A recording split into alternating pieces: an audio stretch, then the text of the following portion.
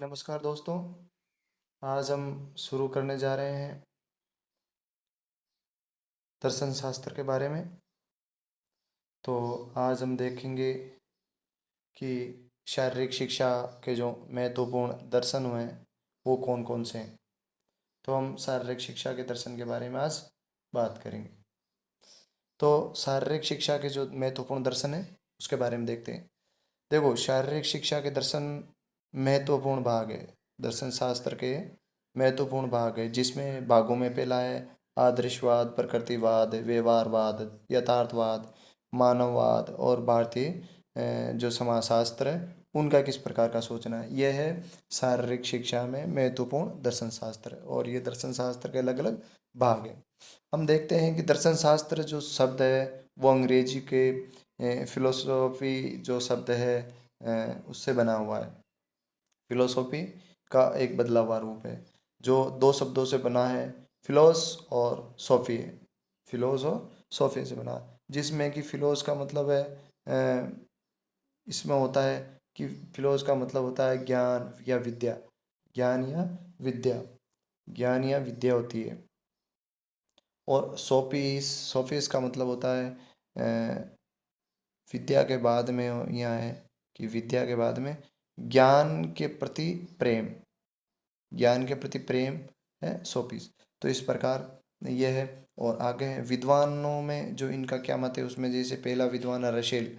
Russell ने कहा, बताया कि शाश्वत जो समस्या है, शाश्वत समस्या के समाधान के लिए खोज करना और भ्रम वाले प्रश्नों का समाधान करना है क्या है, दर्शन है, दर्शन शास्त्र है। ये विद्वान रसेल ने बताया। अगला है अगला है यूनान के विद्वानों ने जो इसकी दर्शन शास्त्र और व्यवहारवाद को जन्म दिया है। ये विद्वान कहाँ, यूनान के थे। यूनान के विद्वानों ने क्या किया, शारीरिक शिक्षा में दर्शन शास्त्र और व्यवहारवाद का जन्म दिया, जिनमें दो मुख्य रूप से दो विद्वान थे, प्लेटो और अरस्तु का सबसे अधिक नाम आता है प्लेटो और अरस्तु का, कि इन्होंने शारीरिक शिक्षा के क्षेत्र में दर्शनवाद और व्यवहारवाद को जन्म दिया। आगे हैं जो इन्होंने दर्शन शास्त्र के अंदर, व्यवहारवाद के अंदर किस प्रकार से इन्होंने जो खोज की और बताया कि कौन कौन से क्षेत्र में क्या आता है। तो इसके मुख्य रूप से छह क्षेत्र आते हैं, छह क्षेत्र आते हैं, जिसमें पहला है ज्ञान। ज्ञान शास्त्र का जो खोज किया।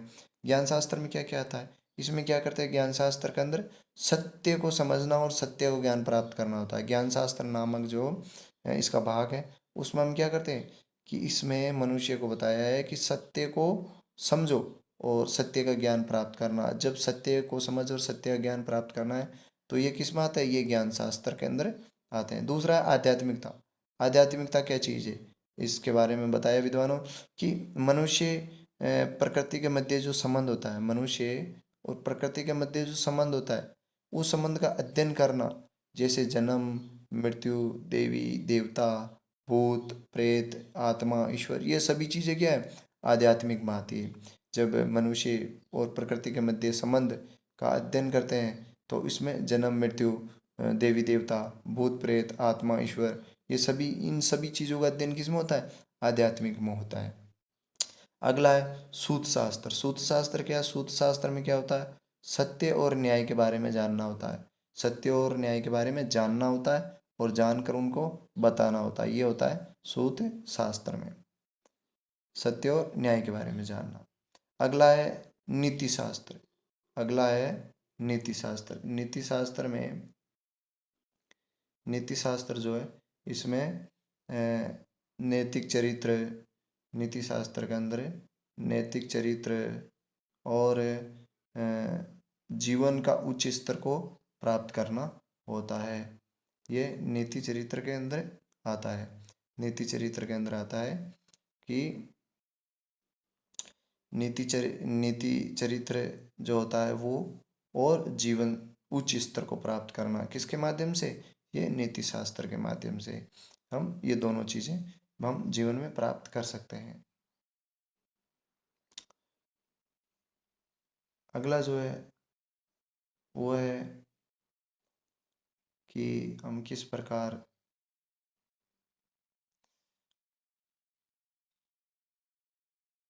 और इस प्रकार हम इन चार को अध्ययन किया है।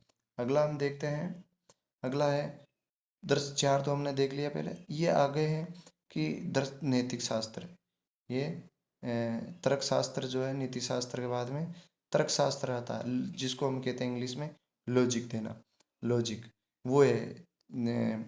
तो शारीरिक शिक्षा के ये पांचवा जो है, इसमें है कि अपनी बात को विशेष तर्क द्वारा जो व्यक्ति में गुण होते प्रदर्शन करने का, अपनी बात को किस प्रकार से बताते हैं, तो ये आता है तर्क शास्त्र में। इस प्रकार विद्वानों ने इसके अलग अलग भागों की खोज की। अगला है इसका अगला है सौंदर्य शास्त्र। सौंदर्य शास्त्र में क्या आता है, इसमें आता है प्रकृति का सौंदर्य, प्रकृति का सौंदर्य और कलाओं की जो विधा है, कलाओं का विधा का अध्ययन करना, यह आता है इसके अंदर सौंदर्य शास्त्र में। सौंदर्य शास्त्र में आता है कलाओं की विधाओं का अध्ययन करना किया जाता है। तो इस प्रकार हमने आज शारीरिक शिक्षा, शारीरिक शिक्षा के जो विद्वानों ने शारीरिक शिक्षा के दर्शन शास्त्र के बारे में जो खोज की है, उनके बारे में आज अपने देखा, और इस प्रकार जो उनके मत है वो भी देखा। और सबसे पहले शारीरिक शिक्षा में जो महत्वपूर्ण दर्शन शास्त्र और व्यवहारवाद के जो जन्म दिया, उसके बारे में हमने अभी पढ़ा है।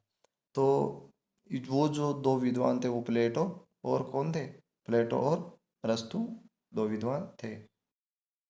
प्लेटो और अरस्तु दोनों विद्वान थे, और इन्होंने छह अलग अलग प्रकार से बताए, जैसे ज्ञान शास्त्र क्या है, आध्यात्मिकता क्या है, सूत शास्त्र में क्या आता है, नीति शास्त्र में क्या आता है। इस प्रकार हमने देखा,